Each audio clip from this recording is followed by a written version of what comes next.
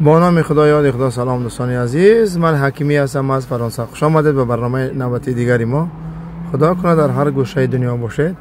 پیش از همه صحت و سلامت و دور از تشویش‌های روزگار. دوستان عزیز، با برنامه نوبتی که از بلاگ هایی که داریم امروز بازم خوش آمدید.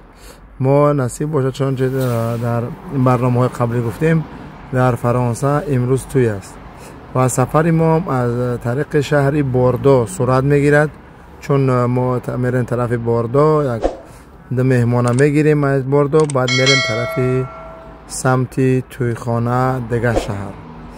ما را همراه باشید. ما فعلا در شهر بوردو قرار داریم و نوارهایی که شما میبینید یا که تصویرها که شما میبینید در نوارهای خود، این یکی از پلهای خیلی هم جالب از نگاه ساختمانی، از نگاه کلانیش در شهر بوردو می باشد که در زیر ویدیو نامش را گذاشتم. و جالبی در چی است که می 4 ستونی که میبینید، امی مابین امی پول یا همی ماست میره به طرف بالا وقتی کشتی کلان میاد یا وقتی معین دارن و اگر رژیم معین اینمی چه که ما ایستادگی گذاشته هستیم همی مثلا قسمت میره به طرف بالا و خیلی جالب هم است. هر چی کوشش کردیم که ما در همی رفتن یا بالا رفتن همی بستیم نوار بگیریم پیدا نشد و نگاه کردیم که اونجا روزهای مخصوصه که در روز ما تغری نگرفت. خب دوستان، ما را همراه باشید. میریم دیگه مهمانا را میگیریم، میریم به طرف توی خانه. اینجا هم یک خیابانی شهری بوردو می باشد، خیلی هم کلان هم است و ما میریم از این طرف شهری بوردو، از این پل گذاشتیم و میریم به دیگه طرف شهری بوردو که مهمونا را بگیریم.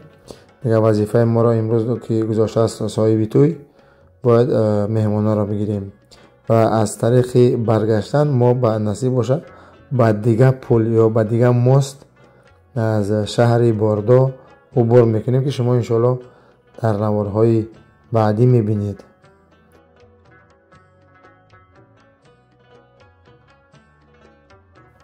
چنانچه خودتان دوستان میدانید، شهر بوردو یکی از شهرهای کلان فرانسه به حساب می رود. در بین 10 شهر بزرگ فرانسه جایگیر شده است و این شهر از نگاه ساختمان، انفراستراکچور، اقتصاد و شرکت هایی که با نفوذ دارد خیلی هم جایهای نمایان را در مقیاس فرانسه به خود کسب کرده است.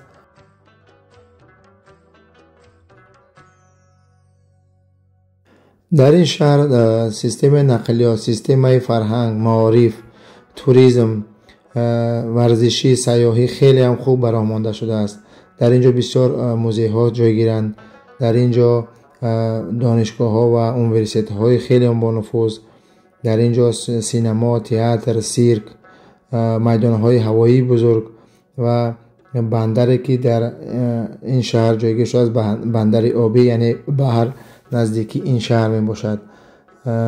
خیلی هم شهر از این لحاظ پرنفوذ است.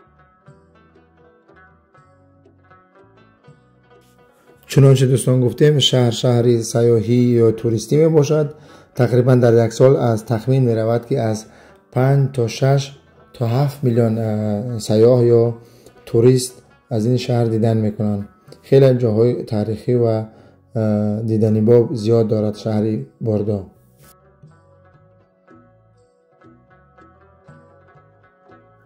دوستان عزیز، چنانچه گفتیم امروز توی است. ما توی رفته ایستادیم، انشالله نصیب باشه چند دقیقه بعد یا چند ساعت بعد دیگه در اونجا میرسیم، در یکی از شهرهای دوردستی فرانسه و میخوام درباره توی بحر شما کمی هم باشد معلومات بدهم. این توی تاجیکی است، چون شهم از طرف تاجیکستان است، عروس هم از طرف تاجیکستان است و دو فامیل تاجیکی با هم رشته خدایی و خشتباری پیوست کردند و نصیب باشه ما میریم در شادی این برادرها و خواهرها اشتراک خواهیم کرد. و خیلی هم امروز هوا خوب است، هوا چی میگن صاف و بی‌غبار است، هوا آفتابی است، هوای بهاری. خیلی هم به طبع دلی بیننده و نمیفهم همو گردشگر و سیاح می باشد.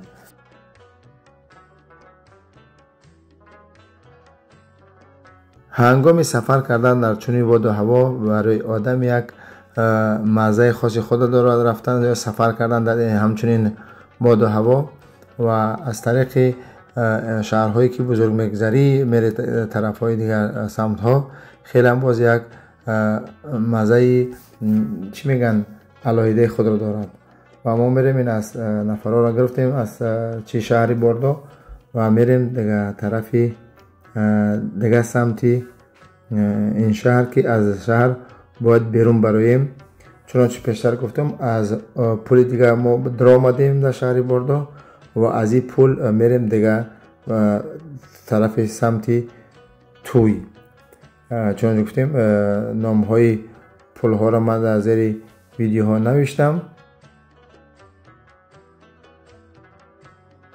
این دریا که در شهر باردو واقع شده است خیلی هم دریای کلان است و پل هاش هم خیلی دراز یا طولانی چنانچه در نوارهای خود میبینید یکی از دیگر پل هایی که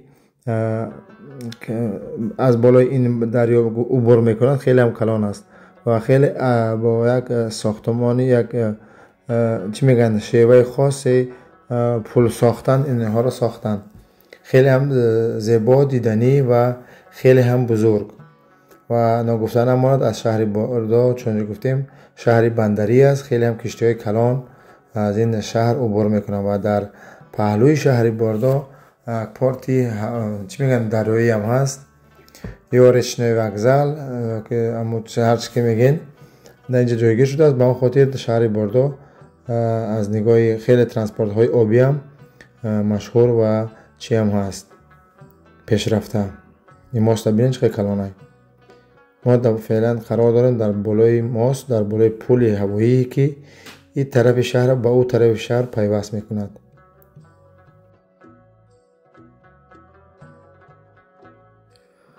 دوستان ما از شهر باردو برآمده هستیم و میریم به طرف سمت شهر لیبوغن که در اینجا عروسی برگزار میگردد و نصیب باشه ما زنگ زدیم برادرای تویدار که ما همچنین برنامه داریم میخوایم که همین صحنه مثلا توی قضیه تمامی هم هرچه که رسم و رسومی توجیه که بنوار بکشیم متاسفانه اجازه ندادن و دوستان گفتن نماند این اولین توی است و نصیب باشه با چند هفته بعد دیگه با توی دیگر است انشاءالله در اوشم اشتراک میکنیم و هرچه که مثلا دستمان که آمد یا که دستی ما ساخته باشه انشاءالله نوارها را حتما به هر شما آماده میکنیم و چنانچه گفتیم اجازه ندادن که ما نوار را پر کنیم از تمامی رفتی توی فقط ما دسترخوان پرناز و پرنعمت این برادرها را به نوار گرفتیم و بریم با هم تماشا کنیم این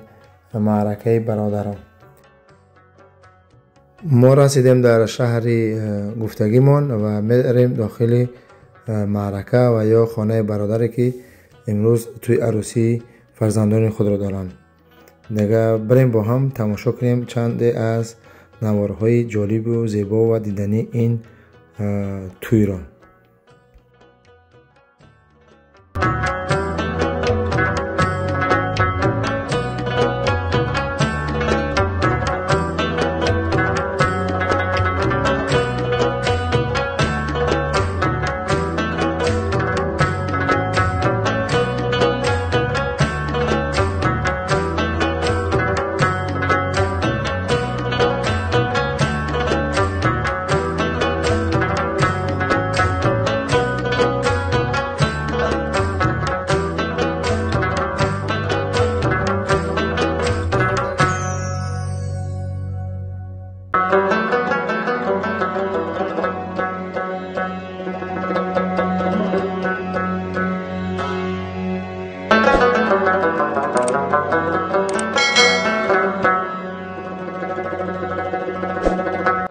دوستان عزیز اینجا رسیدیم به فرجام برنامه قسمت اولی برنامه یعنی توی اولی تاجیکی در فرانسه. انشاءالله منتظر برنامه های دوی ما باشد که از رفتی توی دیگری تاجیکانه و هر شما معلومات خواهیم داد و باقی شما رو به خدای پاک و منان میسپارم تا برنامه های بعدی. خداوند یار و مددگار همه ما و شما باشد.